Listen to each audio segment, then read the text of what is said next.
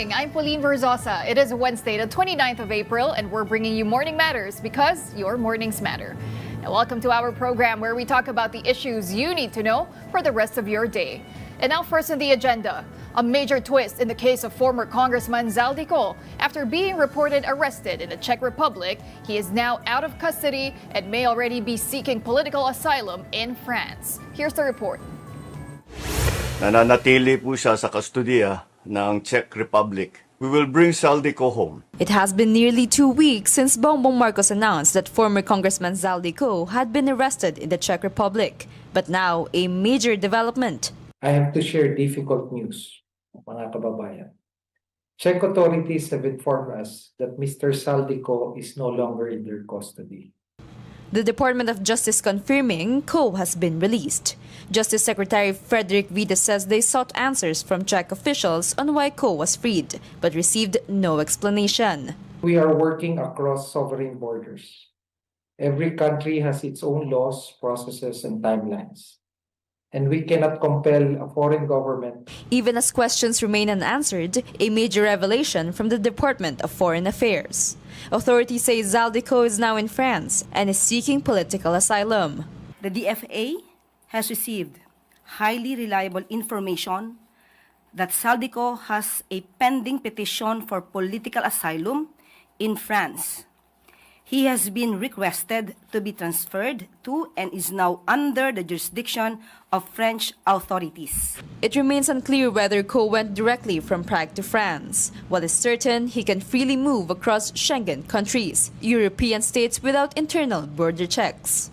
The DFA clarifies as early as December 2025, it had already cancelled one regular and one diplomatic passport, issued to Co by virtue of a court order, and reported this to Interpol. Officials say an older passport, which expired in September 2022, may have been used when Co attempted to cross from the Czech Republic to Germany. The DFA adds there was no need to cancel it further since it had already expired.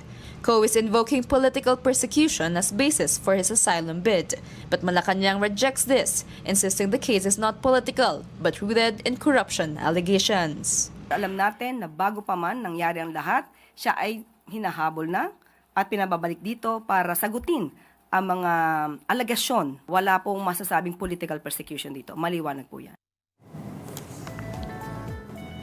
Well, lawmakers are expressing dismay as fugitive former Congressman Zaldico has yet to be brought back to the Philippines.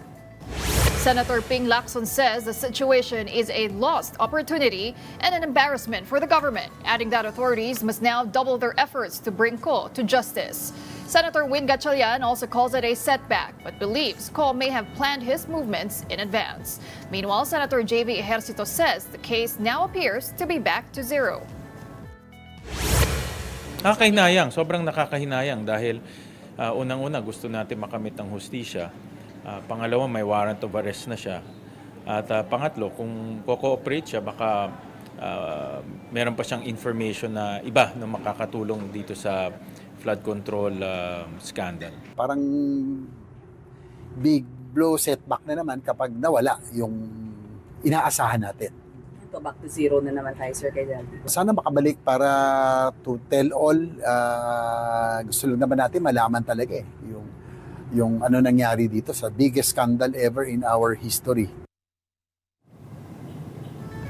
Church leaders and lawmakers renewed calls for Vice President Sara Duterte to personally attend the House Justice Committee's clarificatory hearing on the impeachment complaints filed against her. Mobile journalist Amy Atienza has this report. Just a day before the House Justice Committee proceeds with Vice President Sara Duterte's impeachment hearings anew, church leaders called once more for the Vice President to show up during what is expected to be the committee's last hearing for probable cause. It is too unfortunate that Vice President Sara Duterte has chosen not to attend the proceedings, as her presence here would have an opportune time for her to demonstrate her respect for our constitutional processes. Her absence denies her the opportunity to address the charges filed by impeachment proponents. We call on the Vice President to stand by the oath she made to be accountable to what by appealing at the House investigations. and answering the charges filed against her, instead of resorting to all sorts of technicalities.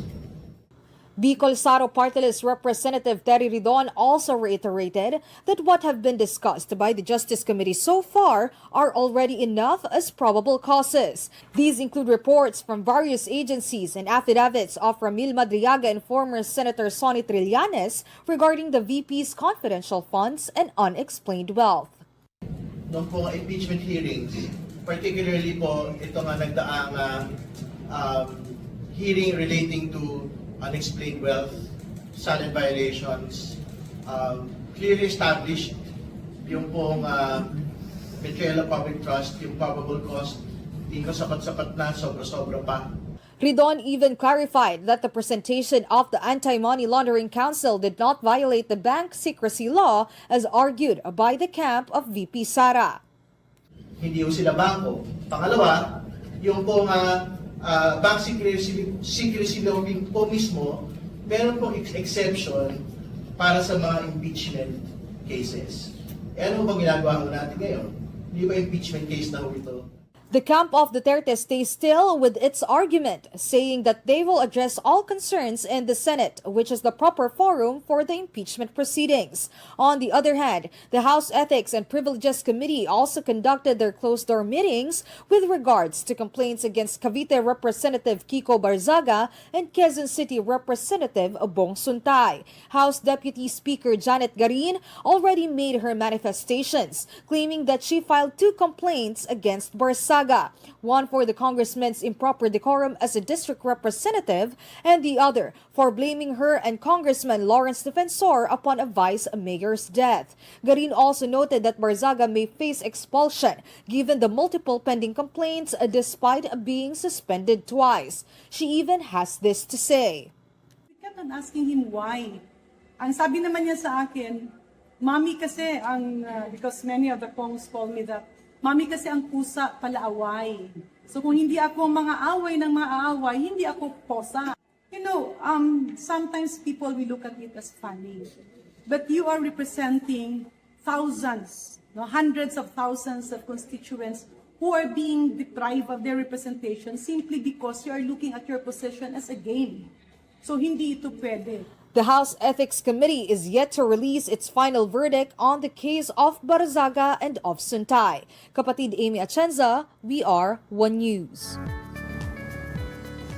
And in other news, the International Criminal Court, or ICC, has officially formed a trial chamber for the case of former President Rodrigo Duterte. The chamber is composed of 3 judges, Joanna Corner, Kibong Paik, and Nicholas Guiu, who will preside over the proceedings. In an interview with The Big Story, international law expert attorney Romel Bagares said that the formation of the ICC trial chamber signals that Duterte's case is now moving closer to the trial proper. He added that the chamber will now focus on preparations for the formal trial proceedings. This whole thing will now go to trial preparations. And there's going to be a new set of procedures with respect to disclosures, because the initial, remember we had disclosures. There's a requirement with the principle of equality of arms that both the defense and the prosecution, they have to show all the relevant the evidence they have, including those that tend to exculpate the accused from the alleged crimes. So there's going to be a new set of that, because now this is going to be a full-blown trial. Before, you only had a preview of the evidence that the prosecution intended to use for purposes of confirmation of charges. So there's that new round again of procedures, and we can maybe even expect the defense to object to any of the judges and say this judge is biased or something like that. No, and then you can have further delays with respect to that. But this is really the next few months will be spent on preparation for the trial. Don't go away. We will be back with more stories right after this break. Keep it here on One News.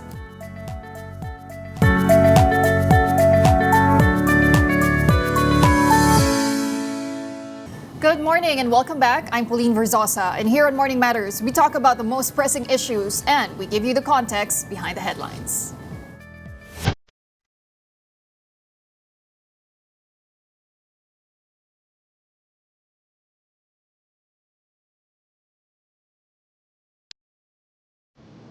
All eyes are on the House of Representatives today as the Committee on Justice holds what is expected to be its final hearing on the impeachment complaints against Vice President Sara Duterte. The panel is set to tackle the alleged kill threat made by Duterte against Bongbong Marcos, the First Lady, and then Speaker Martin Romualdez, which lawmakers say is one of the most direct pieces of evidence in the case. The National Bureau of Investigation is expected to present its findings as the committee determines whether the Vice President's statements constitute a serious and actionable threat and whether there is probable cause to elevate the case to a Senate trial. And joining us this morning is Octa Research Fellow, Professor Guido David. Good morning, Professor, and welcome back to Morning Matters. Yes, good morning, Pauline, and good morning to the viewers and listeners natin sa Morning Matters. All right, now it's another important day in the impeachment proceedings against Vice President Sara Duterte. Professor Guido, Octa survey shows that 69% of Filipinos actually support an impeachment trial for the Vice President. What does this level of support tell us right now about public sentiment? Yes, actually, to dissect that survey result, which was conducted in March of just this year, and 69% supported the impeachment proceedings against the Vice President, but not necessarily supporting her impeachment per se. So it's more about the process. So that was, at least that was the way the question was framed. That do you support or do you want the procedure to move forward in a way? So that was what was being asked. If we ask if the Vice President deserves to be impeached or not, that would be a very different question. And of course, that would pertain more to the legal aspect of this. And that's why we're conducting this. The House of Representatives is conducting this discovery to determine if there is probable cause for impeachment. So that's a legal matter. But at least the public sentiment is that they want to see this move forward, because from the side of obviously from the side of those who are not supporting the Vice President, they want to demand accountability. From the side of those who are supporting the Vice President, for example, in Mindanao, where she has a strong base, what they want to see is for her to basically prove herself that she's, of good standing, basically na malinis siya. They want her to show that. So for me, of course, this is actually an opportunity for the Vice President to do just that, to show herself now, to prove that she's above board, she doesn't have any, she didn't do anything wrong, and that everything is in proper order. So and I was hoping that the Vice President and her team would take this opportunity to do just that, so that they could clear her name. But the absence of a good response from the camp of the Vice President is not helping them, in my opinion.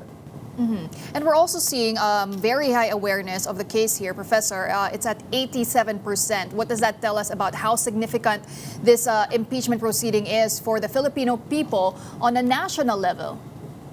Right, Pauline. So the survey actually did ask the awareness, and 87% is quite high. And aside from the survey result, we are also tracking the sentiment and the reach.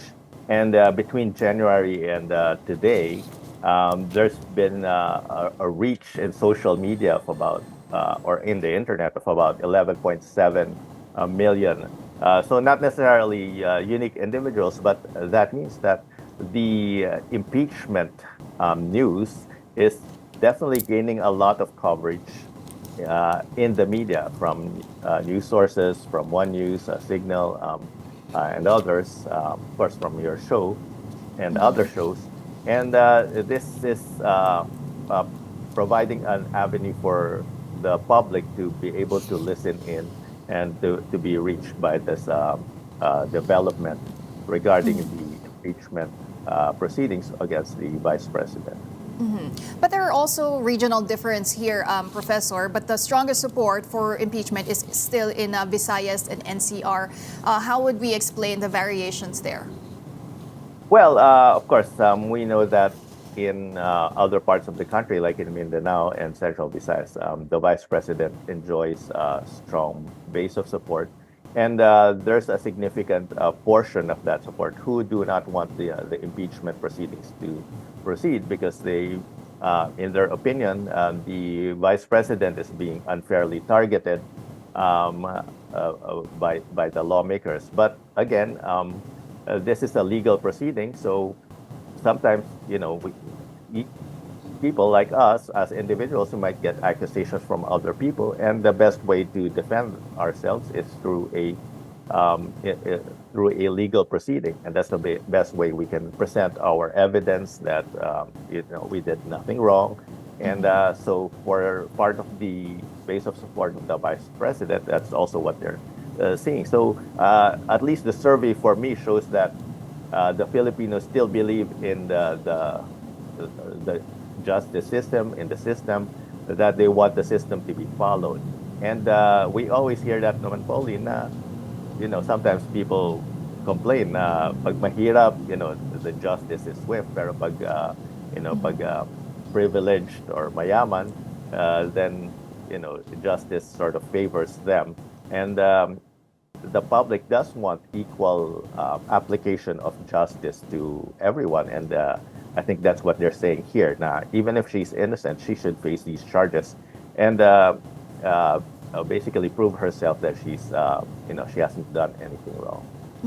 But let's talk about Mindanao, Professor, because your survey also shows that 61% are actually in favor or do support this impeachment trial versus 38% who opposed this, and only 1% said they were undecided. I mean, we know the Mindanao is often associated with the Dutertes. That is their bailiwick. How interesting is this data that shows majority of people in Mindanao actually support the impeachment? Yeah, it's actually very interesting, Pauline, because when we ask if they would vote for the vice president to be the next president, almost a high percentage of people from Mindanao, at least 80, maybe up to 90% would vote for the vice president as the president. So it shows that even though they support her and want her to run for president, they want these proceedings to happen. So some people would argue that there's a discord there, that it doesn't make sense, that why would they want the proceedings to proceed or the impeachment to proceed when they support the vice president and want her to run for president. But the answer there is actually because they do believe in the system. They want, maybe they believe that she's innocent, and they want her to take this opportunity to prove herself that she's, she hasn't done anything wrong, that she's, and maybe they even want her to disprove these allegations. For example, the allegations of former Senator Trillanes, maybe they want her to show that that's actually not true. Unfortunately, right now, because they're not giving their side of the story, or they're not representing their side of the story, they're not being heard right now. And the story of former Senator Trillanes, or at least the accusations, are now making the headlines. But based on what has been presented so far in the Justice Committee hearings, from the alleged suspicious transactions that the AMLAC flagged, the discrepancies in the Vice President's SALN, and even the testimony of Ramil Madriaga, do you think these revelations, Professor, would move the needle even further when it comes to public opinion on the Vice President? We believe so, Pauline. We know that she has a solid, a strong base of support, but part of that support, she will have a portion of that being diehard supporters, but part of that support are more independent voters who could swing one way or another. And I think definitely the needle could be moved depending on the outcome of the hearings today or next week, or when it goes to the Senate. And I think it's definitely moving because for presidential preferences, We've actually seen her numbers decline a little bit, even just a little bit. And time will tell. I mean, after a few months, maybe next month or within the next 2 months, when we conduct our next survey on presidential preferences, on her trust rating, we will see if there are any changes to her approval ratings, to her numbers, to those who are in favor of impeachment. Because definitely, I mean, sometimes I speak to people, lay people, who are listening in, and some of them are changing their minds already. So, but that's not survey data. So we will have to see in the surveys if there's going to be any changes in the public support for the vice president because of these ongoing proceedings. But how much weight do you think, Professor, public opinion should factor in, should carry in how lawmakers determine right now at the stage of the House of Representatives and how they determine probable cause? I mean, they've reiterated time and again they're not determining guilt here. They're just seeing if there is probable cause. They are conducting clarificatory hearings. But should they also take into account what the public is saying? Well, I think it's more of a legal matter. So even if it's not popular in the public eye, they should proceed if they believe that they have a legal basis for that. And the Supreme Court has already said that they can move forward. So I think they have legal basis. And the articles of impeachment, they went through a process. So if it doesn't pass the checklist, if it doesn't check the boxes, then I don't think it would have proceeded. So even without the public support, but the public support, 69% who support the moving forward of the impeachment proceedings, suggests that this has the support of the Filipino people, at least in the legal aspect of it. So definitely that gives more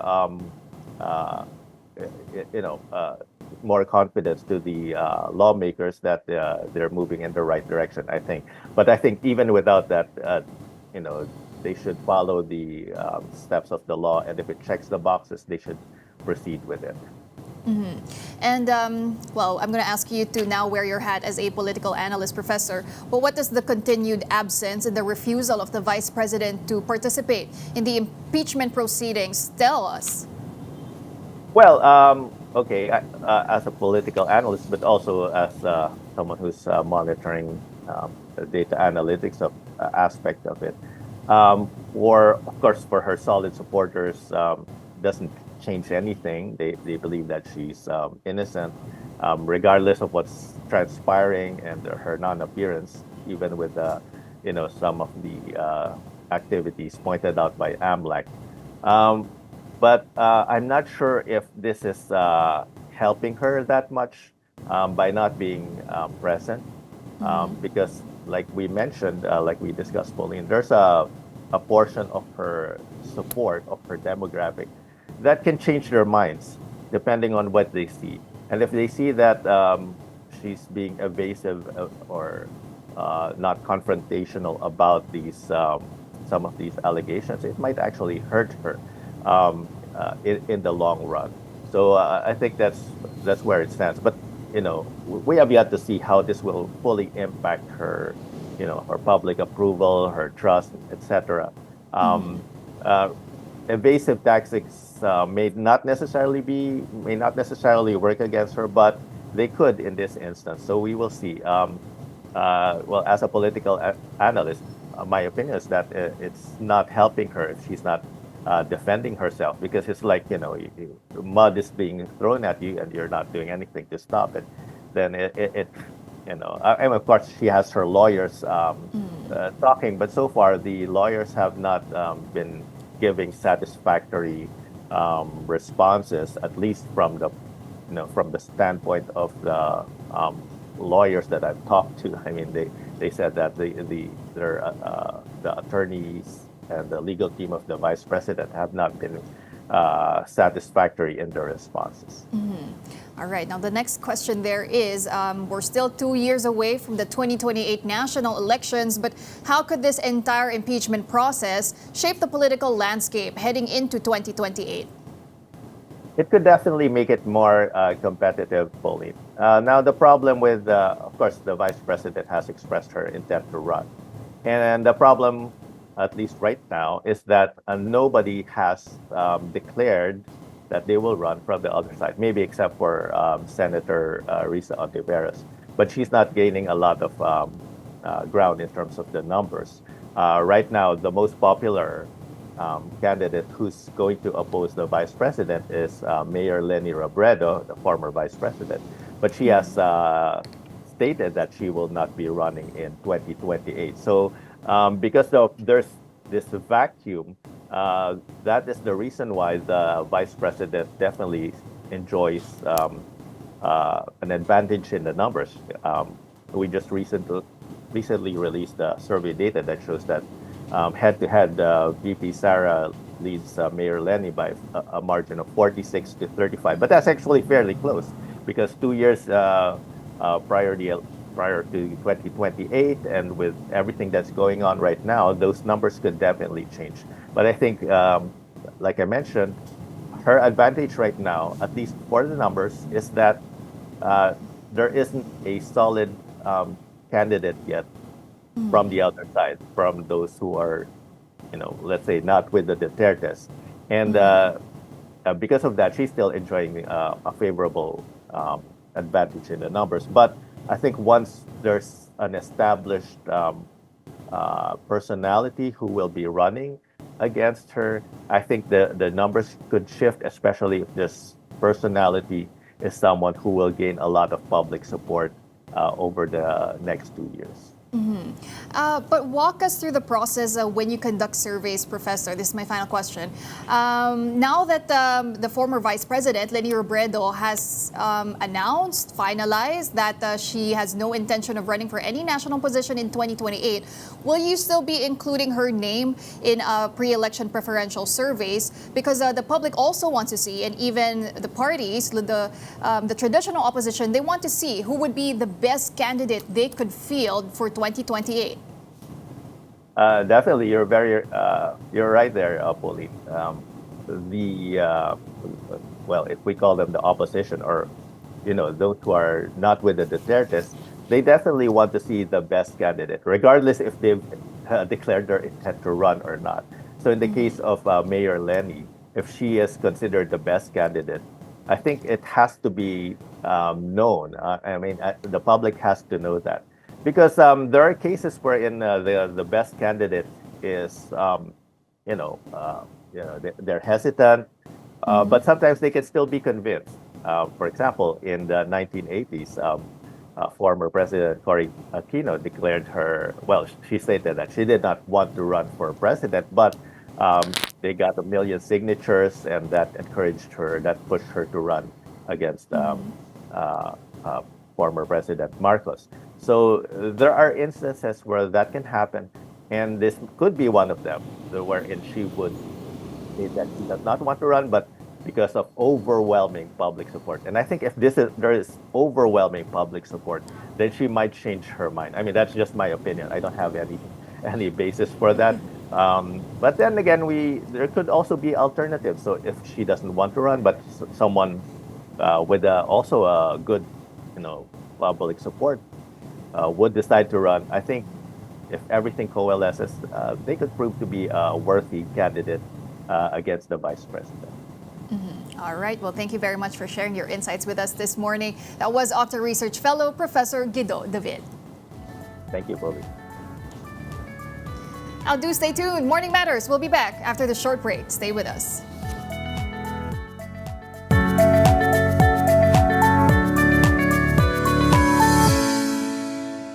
Welcome back. You're still watching Morning Matters here on One News. The Philippine peso plunged to a new record low on Tuesday after closing at 61 pesos and 30 centavos against the US dollar. This marks the first time the local currency breached the 61 level as it weakened by 59 centavos from the previous trading day. Analysts say the depreciation is largely driven by global factors, including rising oil prices linked to tensions between the U.S. and Iran, which continue to disrupt supply through the Strait of Hormuz. The Philippines remains vulnerable to these shocks because it is a major oil importer. Economists also point to strong demand for dollars and persistently high U.S. interest rates as key factors putting pressure on the peso. Meantime, labor groups have urged President Bongbong Marcos to speed up action on pending wage hike petitions nationwide as living costs continue to rise. In Metro Manila, a labor coalition recently filed a petition seeking a 200 peso daily wage increase. Earlier, Partido Manggagawa and Sentro ng mga Progresibo at Nagkakaisang Manggagawa also sought a 100 peso wage hike in Central Visayas. Labor leaders said recent fuel price rollbacks are not enough to ease workers' burden, stressing that stagnant wages and rising prices continue to hurt Filipino families. The issue is expected to be a key demand in upcoming Labor Day protests in Metro Manila, Metro Cebu, Bacolod, and Iloilo. Now let's talk more about this with Manggagawa Party List Representative Eli San Fernando. Good morning, Congressman, and thanks for joining us again here on Morning Matters. Hi Pauline, maraming salamat sa pag-imbita sa amin uli sa inyong programa. Okay, first of all, Congressman, how urgent do you think is this call for a wage increase amid the continued rise in living costs, the inflation that we are now seeing, also brought about mainly by this conflict in the Middle East? No other than the Philippine Statistics Authority has confirmed that the purchasing power of a Filipino worker has reduced to 30%. Sabihin, 30% na yung nawala doon sa kapasidad ng manggagawa na bumili gamit yung kanyang sahod. So, kung i-compute natin yan, if you're earning 695 pesos, NCR rate, ilan yung 30% yan? 1/3 yan, nasa around 200 pesos. So, the real value of a minimum wage earner worth 695 pesos dito sa NCR ay nasa around 400 pesos na lang. So hindi na talaga sapat yan. It's not enough. At talagang hindi na nakakasabay sa bilis ng pagtaas ng presyo ng mga bilihin at serbisyo. Hence, itong panawagan namin for a legislated wage increase. Because even if you increase wages by 200 pesos, hindi pa talaga siya increase na matatawag. You will just recover what has been lost from the purchasing power of the workers. So kaya may urgent need for the regional wage boards to heed the call of the workers for a 200 peso increase at the very least. So meron pa kasing mga meron pa kasing mga naka-file na mga petitions for wage increases ranging from 200 pesos up to 1,500 pesos. But everyone of us in the labor organizations, labor groups, are united na dapat merong 200 pesos at least na dagdag sa sahod. If I understand correctly, Congressman, merong 16 wage hike petitions na nakafile po ngayon, at least sa NCR. Among all these proposals, ano po ba yung pinaka-realistic doon? As you mentioned, ang minimum na nga is 200 pesos and it could go up as high as 1,500. Pero ano doon yung pinaka-justifiable? And yung makatarungan rin naman para sa mga manggagawa? Doable na yung 200 pesos. In fact, the 19th Congress, the previous Congress, has approved the legislated wage increase bill. Pero hindi lang yan naging ganap na batas kasi pinatay sa Bicameral Conference Committee meeting. So, doable yung 200 pesos. But then again, sinasabi nga namin, even if you increase 200 pesos, parang salbabida lang yan just to keep workers afloat. Pero kung mag-argue lang tayo, doable ba up to 1,200, up to 1,500, 1,600? I think it's doable. No other than the then NEDA Secretary Pernia has said, 2018, a family of 5 needs 42,000 pesos to survive for a month. The word that was used in 2018 was survive. So if the main economic agency, the economic think tank of the government says in 2018, pre-war yun, pre-war, kailangan ng 42,000 pesos a month for a family of 5, then they have already done their computations, their math. So sa amin din, we assert that 1,200, 1,500 is doable. Pero kung for the argument, sasabihin ng mga negosyante, kailangan maghanap ng compromise. The compromise there is the 200 pesos wage increase. Anything or any amount below 200 pesos is not acceptable for the workers. Well, the RTWPB is saying, Congressman, that there's a small chance, quote unquote, of a wage increase before the usual 12-month cycle.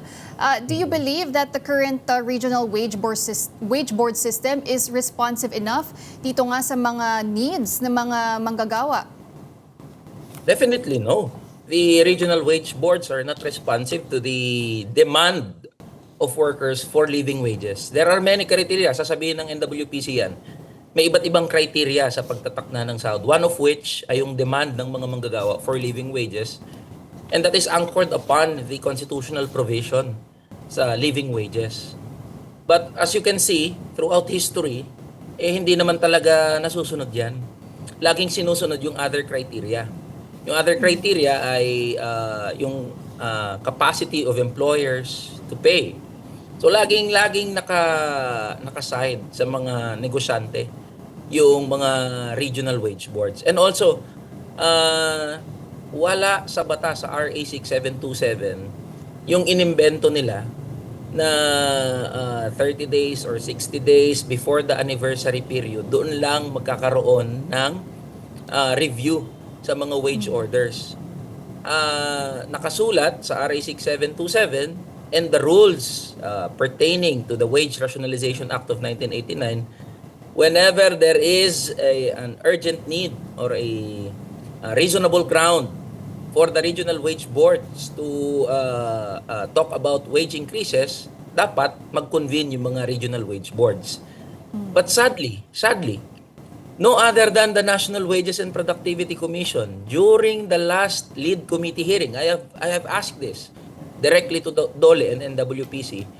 Do you believe that there is an urgent and reasonable ground for us to talk about wage increases? The answer of DOLE and NWPC during that hearing was wala.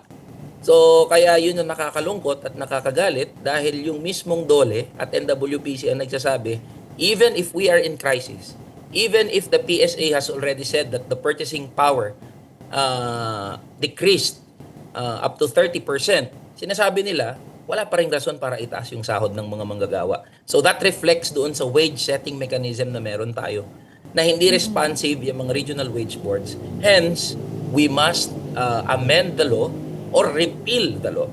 And that has been our advocacy at ginagawa natin sa House of Representatives. We are waiting for the House Bill number 8081 to be scheduled for plenary debates. Kasi yan exactly yung subject matter na pinatutungkulan nun. Pero yun din yung tanong, Congressman, ba't naman po nagkaganoon? Why do you think this is being stalled and who should be accountable? Because we are already in the midst of a crisis. Napaka-urgent na po nito. Marami na pong umaaray kahit ang middle class. Tama. Well, diretsahan ang economic managers and also Executive Secretary Ralph Recto. The economic managers are firmly opposed to any wage bills. Take note of that. Sila mismo nagsabi nito. Ang mga economic managers natin, that means DOF, DepDev, and other agencies, sila mismo nagsabi, tutol sila sa kahit anong pag-uusap sa pagtataas ng sahod. That's one. And second, tutol sila sa kahit anong reform about wage setting. Magkaibang bagay kasi yun. Tapos, kung babalikan natin, during the 19th Congress, isa sa mga pumirma opposing the wage increase is no other than then DOF Secretary Ralph Recto. Ngayon, same din yan. Alam mo, nagdidili-dali, marami lang palusot Ayaw pang aminin na isa siya talaga sa mga tumututol dito sa pagtataas ng sahod o anumang pag-uusap sa pagtataas ng sahod. And what's striking is, Pauline, wala tayong marinig na kahit ano mula sa presidente mismo. Yan yung panawagan ng mga manggagawa. 2 taon na lang ang natitira sa termino ni Pangulong Bongbong Marcos, but not even once, kinausap ang grupo ng mga manggagawa. And pag tinignan mo, kinausap na ilang meetings na ang naganap with the business groups, big business groups and the chambers. Pero not even once kinausap o kinonsulta man lang yung mga manggagawa. So that's really striking. Kasi it reflects the policy direction of the administration. The policy direction of the administration is to protect businesses. There's nothing wrong with protecting businesses. But the problem is, you are not even talking with workers, especially minimum wage and middle income earners. As you can see, walang malinaw na intervention ng gobyerno sa mga minimum wage and middle income earners other than what they boast na ayuda. Kaya nga galit na galit yung mga manggagawa, especially the middle income earners, because workers are overworked, overtaxed, but they are underpaid and underserved by the government. So kaya malaking problema yan. So sino dapat nating sisihin? Number 1, the economic managers. Number 2, Executive Secretary Ralph Recto. And number 3, the President himself. Okay, speaking of the middle class, Congressman, some labor groups are also calling for an expanded income tax exemption up to 50,000 pesos. How realistic is that naman, Congressman, and how critical is that to also easing the burden, especially of the middle class earners? Iyan din yung isang panawagan. No? Kung ayaw nyo itaas, wala kayong balak na magtaas ng sahod or at least man lang mag-provide ng any immediate relief for middle income earners, at least you raise the bracket for income tax exemption. And it's doable. In fact, may mga naka-file na dyan sa both houses of Congress. So merong up to 500,000, malaking tulong kasi yan. Kasi kapag directly napupunta sa mga manggagawa yung kanilang sahod, so mas nagiging liquid yan, mas may capacity sila na mabili yung mga needs and wants nila. So, in the long run, makikinabang din naman yung ating ekonomiya. Because when workers have more money to spend, ang tendency of workers is not to save. The tendency of workers is to spend, to consume. Hence, magkakaroon ng economic activity. So, is it doable? It's doable. Pero ayaw pa rin ng gobyerno. In fact, nag-file kami ng panukalang batas na 3-month exemption sa income tax. All income taxes i-exempt sa pagkuha ng buwis. Hindi naman umuusad sa Committee on Ways and Means. O may nag-file 200,000, 300,000 up to 500,000 income tax exemption. Hindi rin umuusad sa Committee on Ways and Means because that reflects the policy direction again of the government. Why? Because the Department of Finance is opposed to any measure reducing income taxes and consumption taxes. Kaya very, very striking nga, di ba? Even if the Congress has already given the President emergency powers, he is still not using it to suspend excise taxes or at least suspend value-added taxes on petroleum products. That's the policy direction because you can hear that over and over again from the Department of Finance na mawawala daw, may revenues na mawawala daw. So kaya makikita natin very problematic yung policy direction ng administration given the fact that at least everyone, business and labor, united na yan, nagkakaisa na ang business at labor doon sa issue ng tanggalin or suspendihin yung value-added tax and excise taxes on petroleum products. So lahat yan sumasalamin doon sa policy direction ng gobyerno. So kaya malaking problema yan. And again, sino nasa likod niyan? Si Executive Secretary Ralph Recto. All right, so Congressman, if no wage increase is granted in the coming months and wages remain stagnant, ano po ba yung nakikita nyong pinaka-immediate impact niyan on Filipino workers as well as the economy? Well, the immediate impact niyan sa mga manggagawa is that we are going to see in the succeeding weeks and months more workers falling down doon sa below poverty threshold. Ibig sabihin, mas maraming maghihirap, mas maraming magugutom ng mga manggagawa. At kakabit ng pagdausdos o pagpunta ng maraming mga kababayan natin below poverty threshold, makikita natin yung impact din ito sa ating ekonomiya. Kasi kung walang magastos, walang perang pambili ang mga manggagawa at ordinaryong Pilipino, how can you expect the economy to run? Wala nga bumibili. So, yun ang isang malaking problema natin. And kung hindi talaga aaksyon ang gobyerno, wala man lang kahit anong meaningful intervention or reform para sa mga manggagawang minimum wage and middle income earners, workers are forced to really go out to the streets to really demand accountability sa mga nakaupo sa pwesto. Kasi hindi na biro itong pinagdadaanan nating krisis. Take note, hindi pa humuhupa yung gulo doon sa Middle East. We are expecting that anytime soon puputok uli yan because very, very shaky yung peace negotiations between US and Iran. So we are going to see another spike in the prices of petroleum products, and along with the increase in the prices of petroleum products, tataas din yung presyo ng mga basic commodities and services. So napakalaking problema niyan. Now, kung wala pa rin talagang aksyon ang gobyerno, talagang kikilos ang mga manggagawa. And that is what's going to happen on May 1, and already the labor groups are already talking for a sustained and coordinated nationwide action beyond May 1. So, kumbaga sa strike, we are giving the government nagno-notice of strike na ang mga manggagawa. Kasi kapag wala pa rin talaga at umabot sa sukdulan yung sitwasyon, expect na lang ng administrasyong to ni President Bongbong Marcos na posibleng umabot sa general strike, tumigil ang mga manggagawa sa pagtatrabaho sa buong bansa.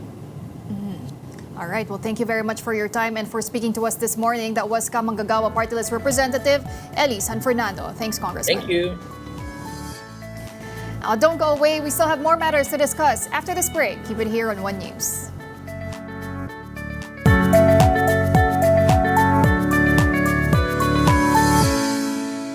Welcome back. You're still watching Morning Matters here on One News. Contractor Curly Discaya may be temporarily transferred from Senate detention this week to undergo a medical procedure on his right shoulder. Senate Secretary Mark Leandro Mendoza said the procedure is tentatively scheduled for Thursday, pending final medical clearance after Discaya requested treatment for his condition. He added that Discaya is expected to remain in the hospital for about a week before returning to Senate detention to continue his recovery. The Senate Secretary declined to disclose the hospital for security reasons. And the House Ethics Committee met on Tuesday to discuss complaints against Cavite Representative Kiko Barzaga. Barzaga, known as Kong Miao, has already been suspended twice and is facing multiple complaints, including cyber libel. Deputy Speaker Janet Garin says his repeated actions could already warrant expulsion from Congress. She stressed that Barzaga must act as a public official and not treat his position as a joke. The committee has yet to issue its recommendation. Sometimes people will look at it as funny, but you are representing thousands, hundreds of thousands of constituents who are being deprived of their representation simply because you are looking at your position as a game. So hindi ito pwede. Parang his point is, that's his nature as a cat, but he's not a cat. He's a member of Congress, duly elected, who should demonstrate what is expected commensurate to his position. And now for the latest in sports, Denver Castillo captured a silver medal in sailing as the Philippines maintained its hold on third place over games. Castillo delivered a strong 13-heat campaign, tying with Thailand's Wachirawit Tonup on 39 net points. However, he settled for silver after finishing second in the final race. Backed by the Philippine Olympic Committee and the Philippine Sports Commission, Team Philippines remained third in the medal standings with 3 gold, 3 silver, and 2 bronze medals as of Tuesday. China continues to lead the overall tally with Thailand in second place. Nagsisink in na ba na silver medalist ka na sa Asian Beach Games? Parang hindi naman po eh. Parang sanay na, gano'n. Gano'n ang paramdam. Well, ang nangyari kasi may hangin. Kaya nakapagod talaga. Kailangan mong persahin yung pagtakbo ng gamit mo. Kaya sadyang mas nakakapagod na nangyari. Pamilya ko syempre. At saka syempre, ginalikan para sa pera. Yan number 1. And it's a do-or-die battle in the UAAP volleyball tournament today. This as the Adamson Lady Falcons and the USD Golden Tigresses collide in a Final Four knockout match at the Smart Araneta Coliseum. The winner moves on for a shot at the finals, while the loser bows out of title contention. And all eyes will be on top scorers Shai Nitura and Ange Poyos as both teams bring their offensive firepower into this high-stakes clash. And that wraps up today's episode of Morning Matters. We hope we've given you just the right start to your morning. Let's make the day matter. I'm Pauline Verzosa. Kapatid, we are One News. All sides, all the time.